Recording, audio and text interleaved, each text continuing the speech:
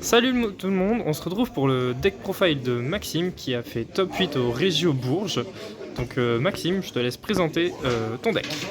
Bonjour à tous, donc petit tournoi un peu à l'improviste, parce que je devais pas faire le Regio donc c'est un peu cocasse. Ouais, c'est vrai que de base t'étais pas inscrit, il y avait un peu de place. Ah, donc, ouais, je suis venu un peu à la dernière minute. J'ai joué Canine Crystron parce que c'est le deck qui me paraissait le plus instinctif pour moi dans un format que j'aime qu'à moitié. Et j'ai tryhard le deck hier soir, je me dis on va essayer, on sait jamais au cas où je peux faire le Regio. J'ai fait le Regio et ça s'est plutôt bien passé, donc je finis en 3 wins, une draw, une défaite à l'issue des rounds. Donc il y avait 30 joueurs, 5 rounds, un petit Regio, mais franchement c'était cool. J'ai fait quelques misplays avec le deck, dû avec le manque d'espérance forcément, parce que même pas 24 heures avec le deck, c'est pas forcément évident. Mais ça a bien tourné, j'ai bien kiffé jouer le deck, et puis bah voilà, let's go. Donc je joue à 40 tout pile. On commence par les Crystron, 3 Sulfador, 2 Sulfafnir. Jouer l'inverse, je trouve que ça n'a pas trop d'intérêt parce que Sulfador il demande vraiment une carte Crystron à discard pour se spé. Et alors que Sulfador, avec notamment des cartes comme Jokel, une carte Crystron ou autre, une carte Canine, pardon, ça fait full combo. C'est le meilleur des deux, tout simplement. Un T-Steve, un Smiger, un Tristaros. C'est tout ce qu'on va jouer en body Crystron parce que le deck tout simplement a pas besoin de plus. Smiger il se bannit tuto in MP, donc ça peut très bien aller chercher la one card d'inclusion ou la cluster. Il est toujours autant cool, t'en as juste moins besoin pour start parce que t'as plus de play alternatifs avec les canines. T-Steve, j'ai hésité à pas la jouer, mais juste le fait que ça soit au grind ou dans certaines situations un peu bizarres, elle puisse permettre d'aller chercher Tristaros pour une normal summon ou un Sulfador ou autre. Elle fait vraiment des plays très cool. Et Tristaros, pareil, j'ai hésité à en jouer deux parce que ce qui est intéressant, c'est que de mémoire, tu peux spé Tristaros avec Tristaros et potentiellement faire la grosse synchro 9 Crystron qui banne. Et je n'hésite pas à la jouer parce que j'estimais juste que le deck en avait pas besoin et je pense que vraiment que ça a été le cas.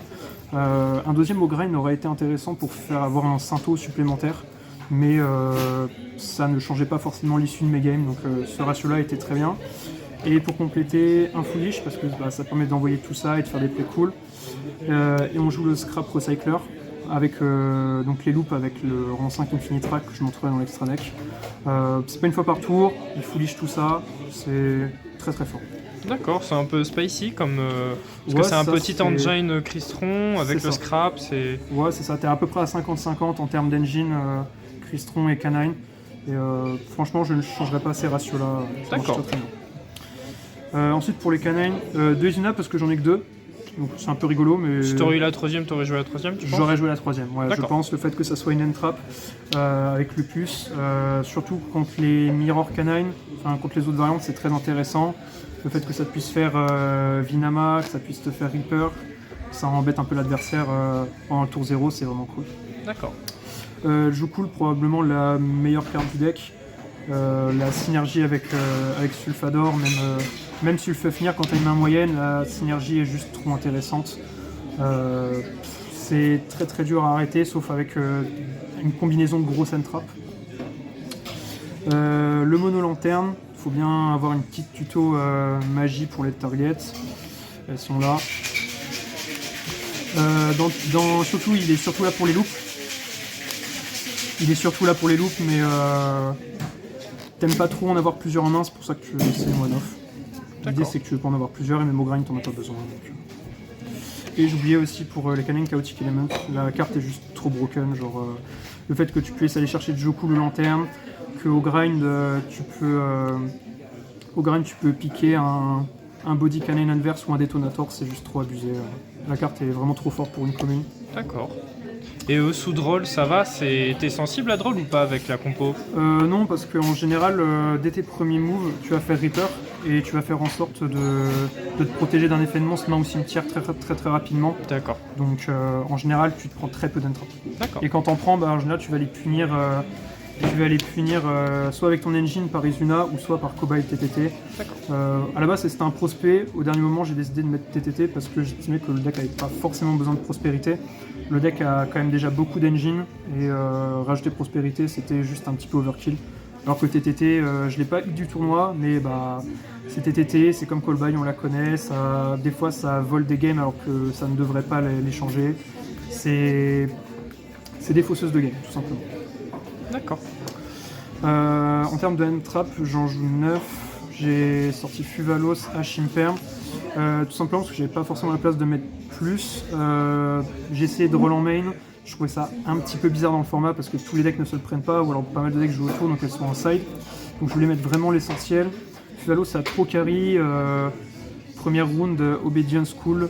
Donc un Yumi qui gagne le nice, il me fait Obedience, chaîne Fuva. Il n'a pas vraiment joué autour du Fuva, il m'a fait draw 5 et c'est, je pense, qu'il me fait gagner. Fuva a vraiment trop fait le taf aujourd'hui. Même des fois quand t'es go second, c'est pas trop mal parce qu'il y a beaucoup de super polis en ce moment. Et même pas mal de Izuna ou de Lepus qui se font durant le tour adverse. Et ça permet d'attraper un peu ça aussi. D'accord. Et le seul board breaker en main, c'est Droplet parce que avec Crystron, c'est juste trop fort. Tu costes ce que tu as besoin. Derrière, tu peux bannir tes Smiger, tes Steve, ou faire Sufflefnir et jouer quand même. Et c'est vraiment le meilleur board breaker. Ah, vraiment Droplet dans toutes les listes sur lesquelles j'ai fait les deck profile, toutes les listes avaient Droplet. Vraiment, la carte, je pense, dans le format est vraiment trop bonne. La carte est vraiment très forte dans le format. Et l'idée, c'est que même si j'en open une go first et que j'ai mon board minimum construit, en général, ça dit juste je gagne un coup sûr parce que Droplet, c'est pas forcément une carte que tu peux prévenir du fait que tu puisses cost ce que tu veux. Donc voilà, excellente carte. D'accord. Je vais montrer peut-être le side d'abord, ça va peut-être compléter mes dires du main deck. Ouais. Un Regulus, une Clockwork Knight.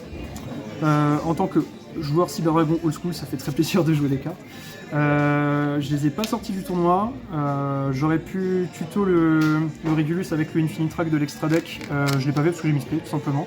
C'était un de mes rares misplays du tournoi. Mais sinon, dans la théorie, c'est que en gros, avec le Clockwork Knight, cette fois, tu discardes une magie au piège continu, donc c'est pas ce qui manque dans le deck, ça va, tu vas chercher ça. Et soit tu le discardes, ou alors tu vas l'activer, et tu vas Spécial Fafnir et tu vas détruire elle, et du coup au cimetière tu peux la bannir, discard 1, aller chercher Regulus. Ça te permet d'augmenter un peu la taille de ton board sans trop utiliser de ressources. Et c'est pas sorti, mais techniquement sur le papier ça fait vraiment des trucs cool. Est-ce que je vais les garder? Je ne sais pas, je vais voir si vraiment c'est indispensable de les jouer, je ne pense pas. Mais voilà, ça mérite encore un petit peu plus de tests, mais sur le papier c'est cool. Oh, c'est un peu spicy quoi. Ouais, c'est ça. Je me suis dit, faut tester, on est là pour tester. Voilà, on verra bien. Ça mérite un petit peu plus. Comme je disais, les drôles, parce que y a toujours plein de decks qui se le prennent, il y a toujours du Mitsurugi, du Raizil. Même tu fais un mirror match, des decks comme Crystron ou ce genre de deck là peuvent aussi se la prendre sur des mains faibles ou un mauvais joueur tout simplement. Et voilà, la carte est toujours présente dans le format, elle est un petit peu moins forte mais elle est toujours là. Lancez-la parce qu'il faut respecter ma liste, tout simplement. No More est juste trop fort dans le format, je le trouve incroyable. Je l'ai open 4 fois et il m'a fait gagner 3 fois. Donc contre Yumi, contre Vanquish Canine, donc c'était ma défaite, on parlera un peu des match-ups aussi après. Le Vanquish Canine contre qui j'ai perdu, ça m'a quand même attrapé une game. Et ouais, juste la carte est trop puissante dans le format, et les boards sont très très gros, j'estime qu'il faut la jouer. En plus Go second avec Droplet, ça fait vraiment une combinaison de cartes incroyable. T'es vraiment sûr d'avoir une bonne carte Go second quasiment. Et ensuite c'est du Go First, Rivalry parce que tu peux te permettre de jouer que des machines, tout simplement. Tu peux juste jouer avec tes Crystron. Je la jouais déjà dans Crystron pur, la carte fait trop de trucs. Quand t'as ça et ça, c'est très drôle en même temps. Tu transformes tous les monstres de l'adversaire en machine et du coup il part de machine. C'est très très rigolo. Ça m'est jamais arrivé, mais le jour où ça m'arrive, ouais, je pense que je vais rigoler. Et le reste c'est 3 Solemn Jugement. Je pense que c'est juste une des meilleures cartes Go First du jeu. Pour tous les formats, quasiment pour tous les decks comme ça, elle est trop forte. Un deck comme Crystron comme ça où tu peux perdre sur un Dark Ruler Evenly ou ce genre de deck un peu bizarre, ou même contre un deck un peu chelou, Jugement ça attrape trop de trucs. Et ça me fait gagner ma première rune sur l'invocation de l'alien Yumi, tout simplement. D'accord. Pour un side on va dire plutôt standard à part ouais, le ça, spicy. Quelque chose standard, un petit peu de test, mais ouais. Sinon c'est assez classique. Et pour l'extra, alors de Skeletus, l'idée c'est qu'au grind tu as des fois besoin du deuxième. En général tu le pètes avec Tristaros pour speedu du deck. Donc, mais l'idée c'est que tu peux faire les faire l'invocation pour reprendre une carte Crystron. Ça m'a servi contre un Morganite Stun pour passer en top 8. En gros, je reprenais Cluster en boucle. C'est l'appel Cluster. Je reprenais ça en boucle et du coup, à chaque fois qu'il faisait norme un Vanity ou ces grosses Floodgate, je faisais ça à chaque fois et je la répétais pour refaire des loops et je la reprenais avec ça. Le fait d'en avoir deux, ça m'a vraiment bien servi. Parce qu'à chaque fois que Cluster recycle une synchro, je la refais. Ça part à l'infini. Et la dernière synchro, c'est un dragster parce que tu joues Crystron, tu fais dragster, faut la jouer. Je l'ai pas énormément sorti, mais l'idée c'est que sur un fin de board, t'attrapes des evenly, t'attrapes ce genre de choses, t'attrapes plein de choses. Deux pour moi c'est trop, t'en as pas besoin. D'accord. Pour les canines, un aim de chaque. Trop fort, des fois j'aurais bien voulu en avoir une deuxième, mais t'as pas trop la place dans l'extra. Lui, quand tu fais avec la piège canine, c'est vraiment très très fort. En plus de PT1, tu peux avoir l'info de la main adverse et ça c'est vraiment très broken. Et lui, pas tout le monde le joue, mais il m'a fait gagner 2 games. L'idée c'est que il faut que j'arrête de dire l'idée, c'est débile. En stand-by, tu détaches un, tu bannis un durant ta stand-by, donc ça force des trucs. Et tu mets Lupus en dessous, comme ça il est pas targetable, il est pas destructible du tout. Et à chaque fois que l'adversaire il résout un effet de monstre, il gagne 500 d'attaque, donc ça devient tower. Donc ça l'oblige à le gérer par droplet ou ce genre d'autres grosses cartes en fait. D'accord. Le River Stormer pour les loops. Donc en fait tu passes de ton engine canine à ton engine Crystron, parce que tu vas tuto le scrap recycler et tu foolish tout tes names. Vraiment très très fort, je l'ai sorti 2 fois et ça fait full combo, c'est très très très puissant. Nova Infini, parce que Crystron encore une fois. C'est très fort, t'attrapes un monstre en position d'attaque, ça oblige l'adversaire à faire des trucs, c'est très très cool. Toujours dans les fanboards, le Vinama, ce qui est un peu relou c'est que c'est une light donc tu peux pas le faire quand t'es lock avec Joku les lanternes, mais sinon très bonne carte. Contre Vanquish Canine ça permet de spam un peu les negate monstres, ce qui peut vraiment le mettre dans le mal sur une main faible donc c'est cool. Valon pour faire Book of Moon, il est trop fort, quand il touche le cimetière il pète une face down, c'est cool. Le pas beau vilain du format, je l'ai pas sorti une fois, mais on est en WCQ, faut essayer de gagner, donc voilà. On n'aime pas l'affronter, on n'aime pas le jouer, mais il est là. Zeus parce que plein d'X6, je l'ai sorti une fois, ça m'a permis de raser un board, j'ai quand même perdu, bien joué Zeus. Et les deux lignes pour la fin, c'est le Clockwork, donc pour les loops, tu le fais avec le Scrap Recycler, et en gros tu tributes ça par son effet, un Earth Machine, et tu reborn ton Scrap Recycler, donc tu peux foolish une nouvelle fois. Et SP, tu t'en sers également pour les loops. Mais attention, parce que si t'as ça et ça sur ton board, en gros, il y en a des petits malins qui jouent méga fleet, parce que t'as un name super dragon et un monstre dans l'extra. Donc attention à ça. Mais sinon, voilà, dans l'extra, je changerais rien. Peut-être ça qui va bouger pour autre chose, parce que c'est vrai qu'en général, je suis souvent lock light. Donc c'est assez compliqué de le faire régulièrement. Mais voilà, on n'est pas à l'abri de le faire et de voler des games là-dessus. Donc voilà, sinon je changerais rien d'autre dans l'extra. D'accord. Et au niveau de tes match-up, alors qu'est-ce que tu as affronté? Alors première round, je gagne contre un Yumi. La deuxième contre un... Enfin je sais plus exactement l'ordre, j'ai affronté Melodius, Yumi. Donc je fais une draw contre Melodius, je gagne contre Yumi. Je gagne contre un Morganite. C'était vraiment pas fun frérot, arrête de faire ça par pitié. J'ai un Runic Plunder Patrol aussi. Et aussi le dernier c'était un Vanquish Canine. D'accord. Voilà. Donc relativement du méta, relativement du rock, ça a été assez représentatif de ce que tu peux avoir dans ce genre de tournoi. Donc, voilà. D'accord.